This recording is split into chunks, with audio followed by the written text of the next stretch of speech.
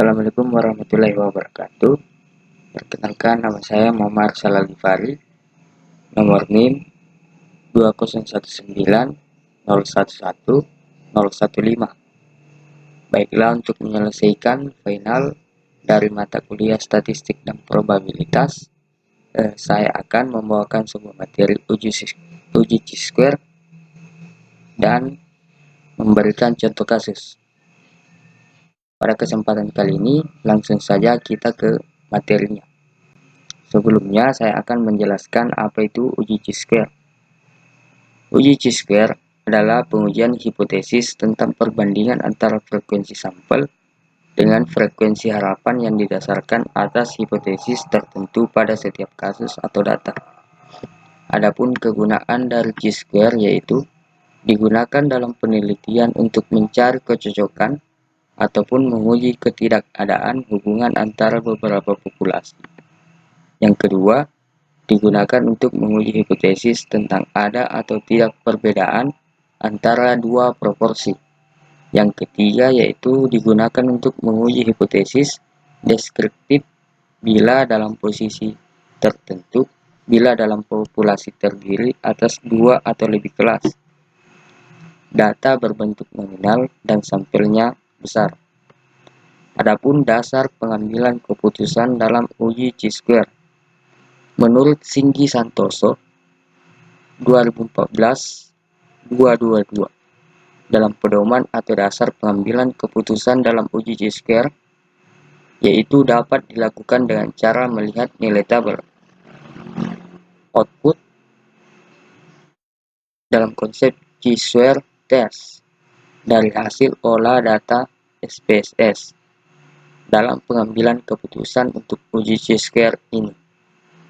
Kita dapat berpedoman pada dua hal, yaitu membandingkan antara nilai asim sig dengan batas kritis, yaitu 0,05. Adapun dasar pengambilan keputusan dalam uji chi-square, yaitu jika nilai asim sig 2 sampai side kurang dari 0,05, maka artinya H0 ditolak dan H1 diterima.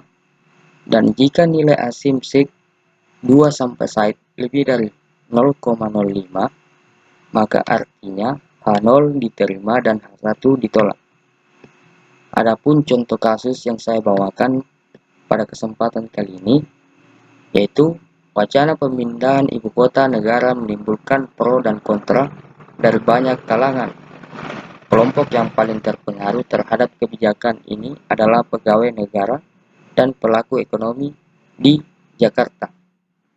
Untuk mengetahui pendapat mereka, dilakukan survei dan diperoleh hasil sebagai berikut. Adapun hipotesis yang saya bawa di sini, yaitu H0-nya tidak ada perbedaan pendapat dari keempat profesi dan H1-nya ada perbedaan pendapat dari keempat profesi. Baiklah, langsung saja kita aplikasikan pada SPSS.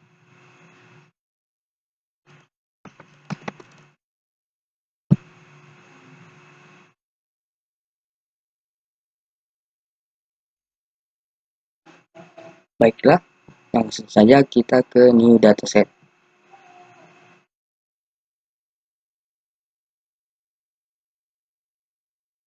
Yang pertama yang kita input di sini, kita ke variabel view.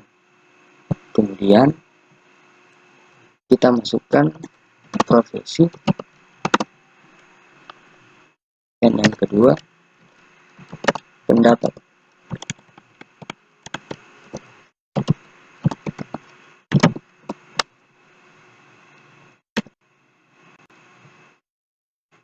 Kemudian kita isi value-nya.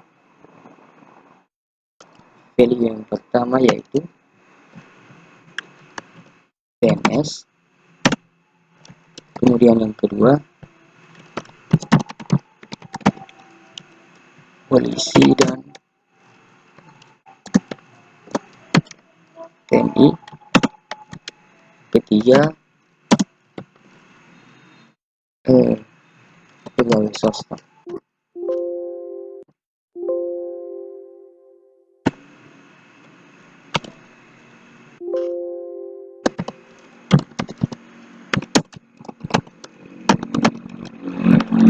pekerja swasta, 4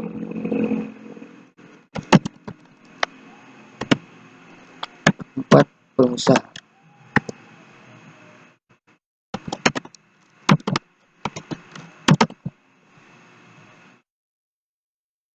Oke, adapun pendapatnya kita isi value-nya. Yang pertama yaitu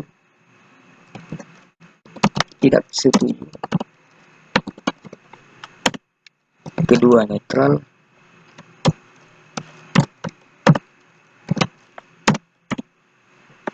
ketiga setuju. Oke, kemudian yang terakhir ada frekuensi. Frekuensi di sini adalah nilai dari sebuah data yang akan kita masukkan. Kemudian kita beralih ke data view. Kita input nilainya.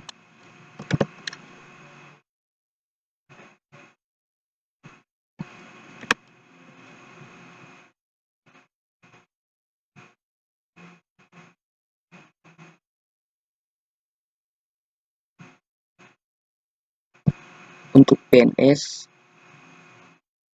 tadi diisi dengan angka 1 dan pendapat tidak setuju diisi angka 1. Maka frekuensinya 52.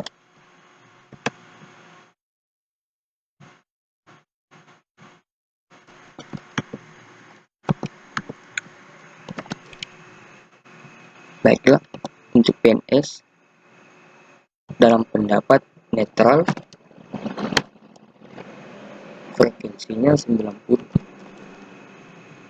Kemudian PNS yang setuju frekuensinya 150.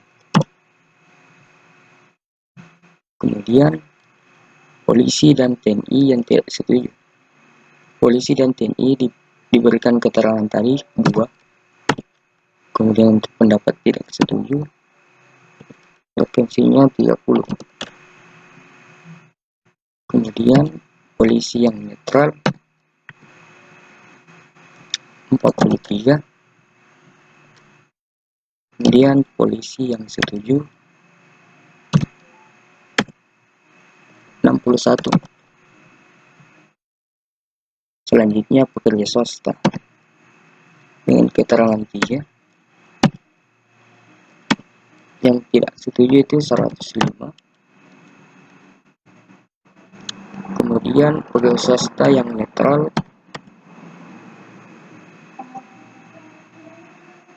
12.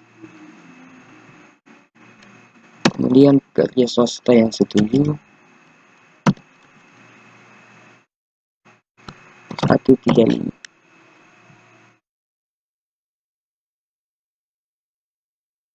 Kita lanjut ke keterangan yang terakhir yaitu pengusaha. Pengusaha yang tidak setuju ada 25. Pengusaha yang netral 11. Baiklah, untuk yang terakhir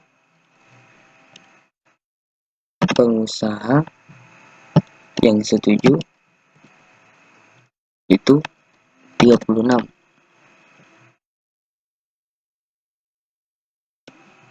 Kemudian setelah datanya telah diisi, kita ke Wcase. Kemudian Wcase by di sini yang kita masukkan yaitu frekuensi. Kemudian oke.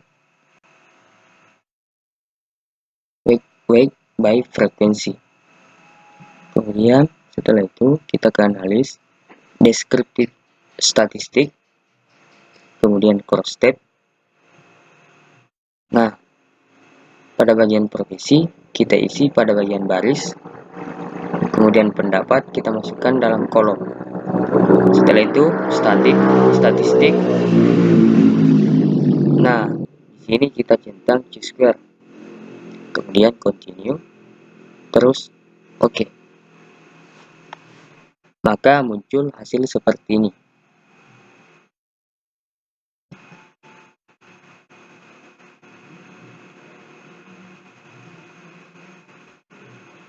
Nah, untuk kesimpulan yang kita dapat dalam contoh kasus ini, maka H0 ditolak karena hasilnya itu di bawah dari 5% atau 0,5% dari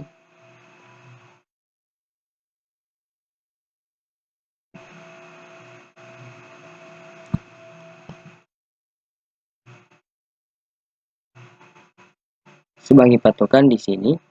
Jika nilai di bawah dari 0,05, maka H0 ditolak dan H1 diterima. Jadi sebagai kesimpulan, maka hipotesisnya yaitu H1, yaitu ada perbedaan pendapat dari keempat profesi. Jadi itu saja dari contoh kasus wacana pemindahan ibu kota negara dari berbagai pendapat pegawai negara dan pelaku ekonomi di Jakarta. Mungkin itu saja yang sempat saya sampaikan pada tahapan uji G-square kali ini. Lebih dan kurangnya mohon dimaafkan. Assalamualaikum warahmatullahi wabarakatuh.